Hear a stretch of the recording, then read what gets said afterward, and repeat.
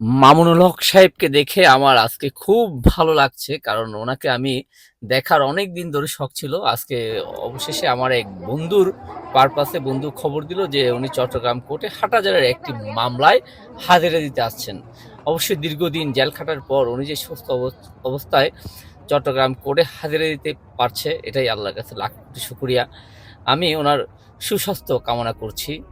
অবশ্যই পাশাপাশি ওনার সাথে যারা আছে তাদেরকে দেখেও ভালো লাগছে। আজিজুল হক ইসলামাবাদী আছে। তাছাড়াও বিভিন্ন ওলামা কেরামদের দেখে যাদেরকে সবসময় প্রিন্ট মিডিয়া সহ ইলেকট্রনিক্স মিডিয়া দেখছি এবং ওয়াজ মাহফিলে তাদেরকে দেখতাম। আজকে সরাসরি দেখার পরে আমার অবশ্যই ভালো লেগেছে।